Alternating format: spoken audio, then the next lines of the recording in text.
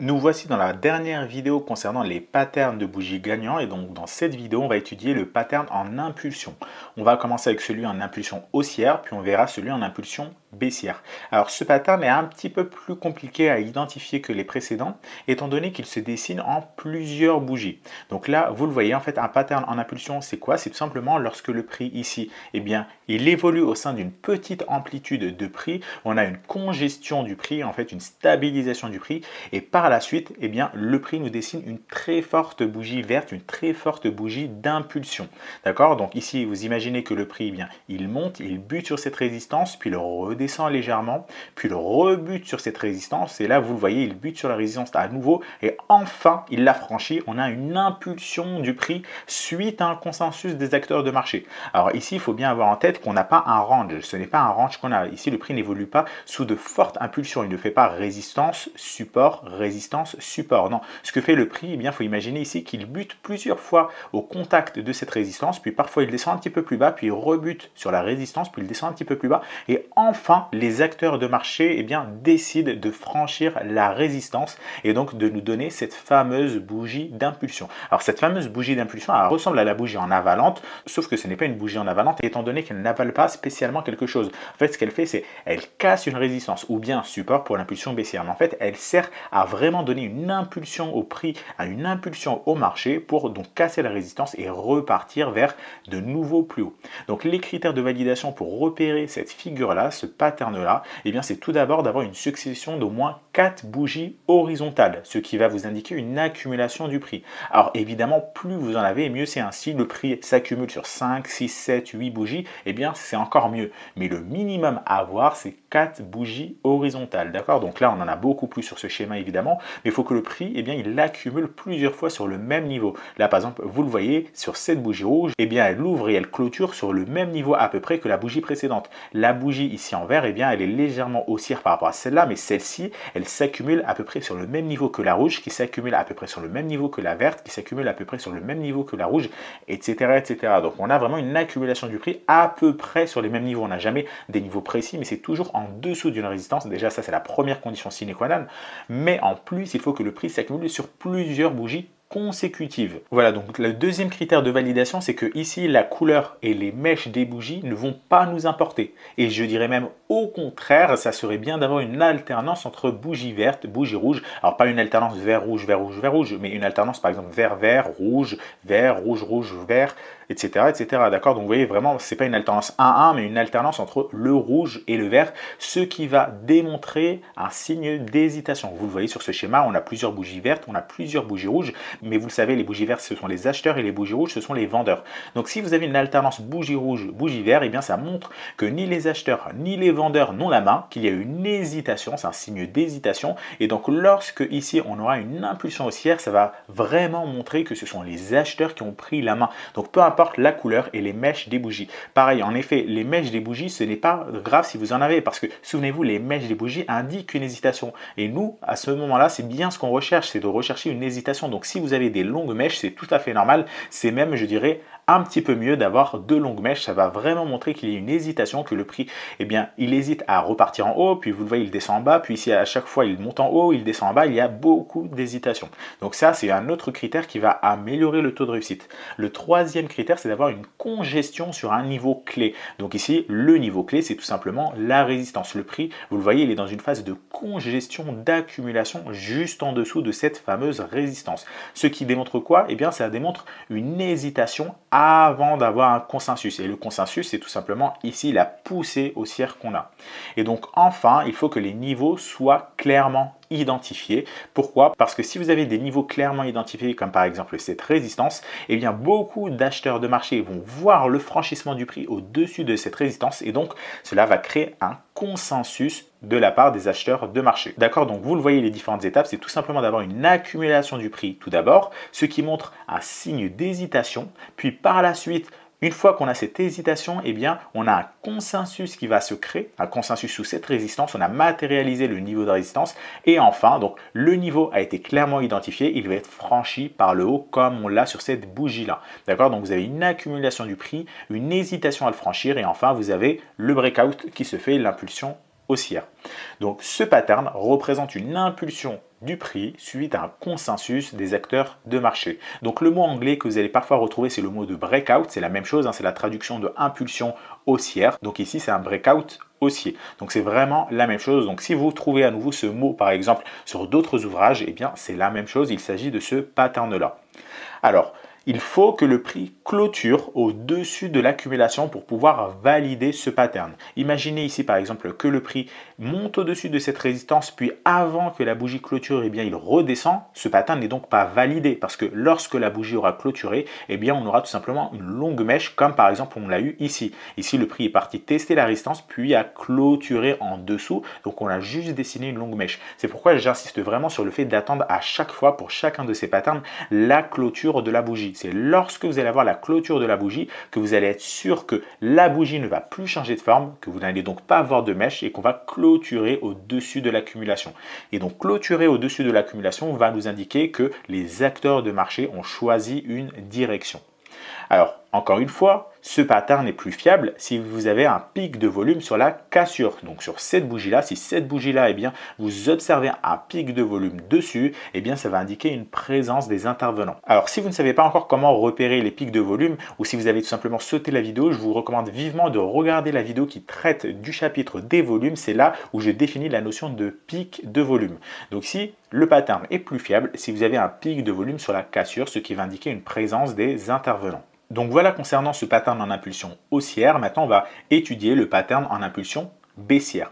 Alors vous allez voir, ce sera la symétrie de l'impulsion haussière comme à son habitude. Alors on va commencer avec les critères de validation. Donc là, vous le voyez, c'est vraiment la symétrie. On a une congestion, mais on est au-dessus d'un niveau de support. Et donc là, le prix franchit à la baisse, eh bien ce support et donc clôture en dessous, ce qui va nous donner un signal de vente. Donc ce pattern va représenter une impulsion du prix suite à un consensus des acteurs de marché. Alors les critères, vous allez le voir, ils sont quasiment identiques au pattern précédent, au pattern d'impulsion haussière. Vous devez avoir au minimum une succession de 4 bougies horizontales, ce qui va indiquer une accumulation du prix. Plus vous en avez et mieux c'est, mais il faut au minimum 4 bougies horizontales. Peu importe la couleur et les mèches des bougies, ce qui va nous indiquer un signe d'hésitation.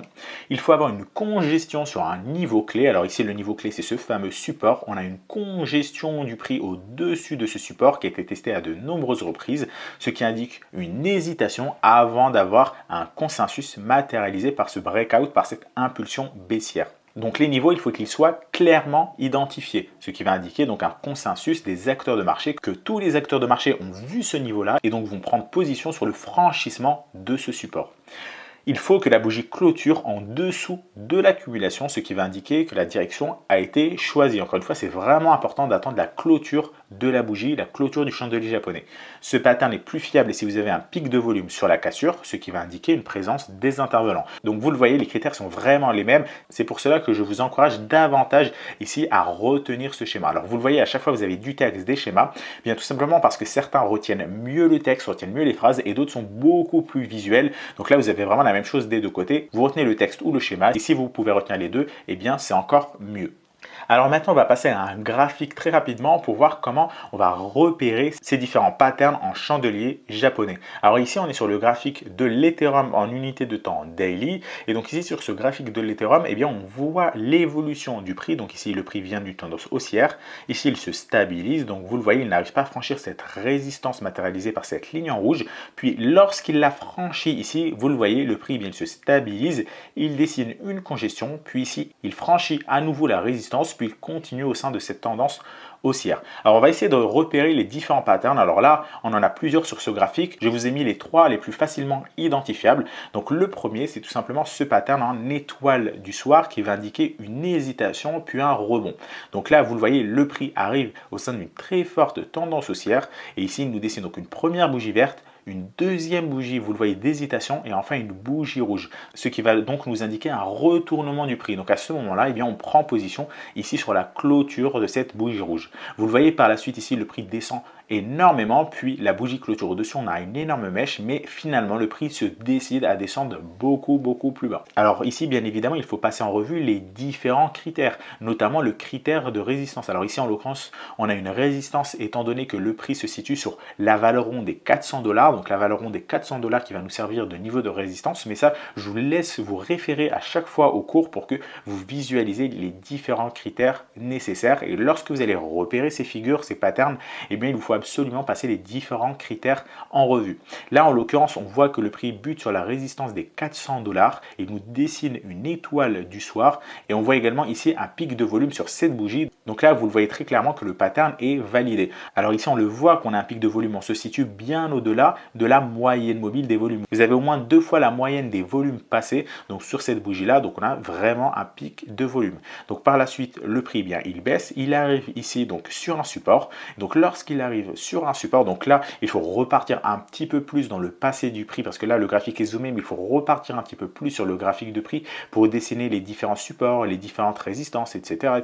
Mais ici, j'ai vraiment fait en sorte que le graphique soit le plus épuré possible. Donc là, vous le voyez, vous avez une augmentation des volumes progressive. Donc en fait, au fur et à mesure de la baisse, vous le voyez ici, on a quasiment plus de volume, les volumes baissent. Et ici, on a à nouveau une reprise des volumes.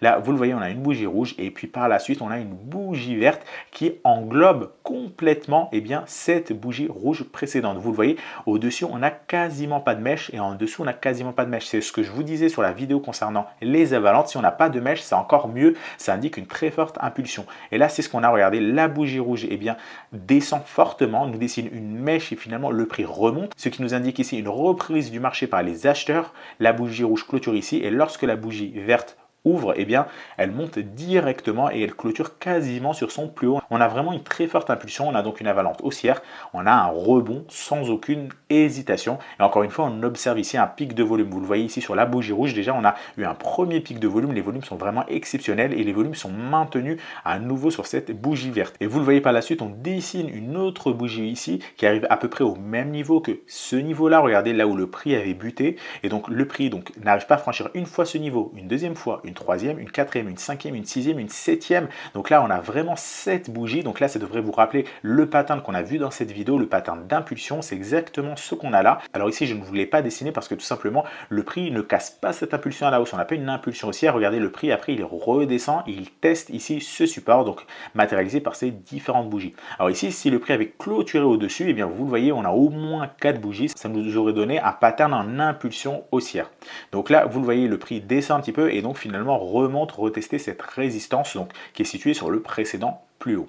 Donc là, on a vraiment les différents critères qui ont été validés. Donc là, le prix continue à évoluer. Là, il franchit sa résistance. Et regardez, lorsqu'il franchit sa résistance, il bute sur ce niveau-là sur une fois, deux fois, trois fois, 4, 5, 6, 7, 8, 9, 10, 11, 12, 13. Sur plus d'une dizaine de bougies, le prix ne parvient pas à faire de nouveau plus haut. Il bute sur le même niveau. Donc là, vous voyez, c'est vraiment une congestion qu'on a. C'est vraiment ce qu'on avait finalement dans le cours, ce qu'on avait appris dans la diapo précédente. On a plusieurs mèches. Vous avez des mèches hautes, des mèches basses. Et on a aussi une alternance de bougies vertes et rouges. Vous le voyez, vous avez une bougie rouge, verte, verte, rouge, rouge, verte, verte, rouge, verte, verte, rouge, rouge, rouge. Donc c'est vraiment ce que je vous disais dans le cours. Vous avez une alternance entre les acheteurs et les vendeurs. Et regardez ce qu'il se passe par la suite. Ici, on a une bougie d'impulsion. Regardez, elle est vraiment puissante parce qu'on n'a pas de mèche basse et on n'a pas de mèche haute. Ici, lorsque le prix arrive sur ce niveau, il évolue directement à la hausse et il clôture ici donc sur son plus haut de cette bougie. Vous n'avez strictement aucune mèche et on clôture bien entendu au-dessus de cette zone de compression, de cette zone de congestion, de cette zone de résistance. Et donc, lorsque le prix est bien clôturé ici, ça nous donne un signal d'achat. Et donc, par la suite, vous le voyez, le prix nous confirme le signal d'achat avec une bougie verte et il continue d'évoluer à la hausse. Et vous le voyez également, à ce moment-là, on a un léger pic de volume. Alors, le pic de volume est en effet très léger. Vous le voyez, on ne se démarque pas beaucoup de la moyenne. On est légèrement au-dessus de la moyenne des volumes passés. Par contre, ce qu'on peut constater, c'est que c'est un record sur les 3 précédents mois. Regardez, finalement, ici, sur les 3 précédents mois, les volumes sont vraiment très, très faibles. Ils sont bien en dessous de la moyenne qu'on avait eu, par exemple, ici, où on avait vraiment eu des volumes exceptionnels. Donc, à ce moment-là, on a eu un record sur les 3 précédents mois. Donc, on peut considérer qu'on a un pic de volume. On a justement un pic de volume sur cette bougie-là. Donc, on a une sorte sortie de congestion, on a un choix de direction haussière qui se fait. Donc voilà concernant ce graphique, vous le voyez sur un même graphique, vous pouvez avoir plusieurs signaux d'achat, de signaux de vente. Donc là, on a vu l'étoile du soir, la valente haussière, sortie de congestion et vous le voyez, on est vraiment en train de constituer notre boîte à outils. Lorsque vous allez avoir des graphiques, eh bien, vous allez savoir à quel moment entrer et sortir de position lorsque eh bien, vous allez avoir une situation donnée. Par exemple, ici, vous le voyez sur ce pattern-là, eh bien, avec l'un des patterns qu'on a vu, vous pouvez prendre position à l'achat.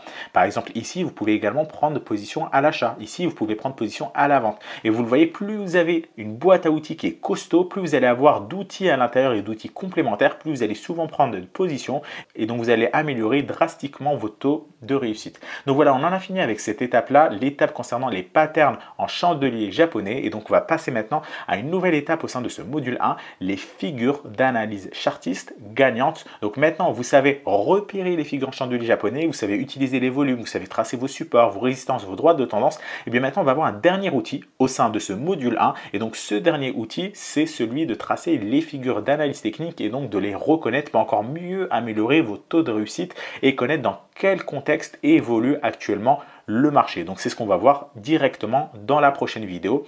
Alors si vous venez de regarder les 4 vidéos de l'étape 6 tout d'un coup, je vous recommande vivement de faire une pause car l'étape 7 eh bien, va être relativement longue, à peu près aussi longue que l'étape 6. Donc ça sert à rien de regarder toutes les vidéos d'affilée, vous n'allez pas retenir grand chose à la fin. Il faut vraiment à chaque fois faire des pauses, mettre en application ce que vous apprenez au fur et à mesure en ouvrant par exemple votre plateforme TradingView, d'essayer maintenant de repérer sur votre graphique les étoiles du matin, les étoiles du soir, les impulsions haussières, les impulsions baissières, etc. À essayer de les repérer pour que votre œil s'habitue directement lorsque vous ouvrez vos graphiques à les identifier. Donc une fois que vous allez être à l'aise avec ça, eh bien enfin vous pourrez passer à l'étape 7. Au fur et à mesure, eh bien, on va évoluer comme ça, on va construire des éléments. Je vous recommande vraiment de ne pas tout enchaîner parce qu'au final, vous allez vous rendre compte, si vous n'appliquez pas tout au fur et à mesure, eh bien, vous n'allez pas retenir beaucoup à la fin et vous n'allez pas tout appliquer. Vous allez vouloir aller trop vite et donc oublier certains critères vraiment importants. Donc prenez vraiment votre temps, rien ne presse, regardez ces vidéos autant de fois que nécessaire. Et donc lorsque vous serez prêt, moi je vous retrouve dans l'étape 7.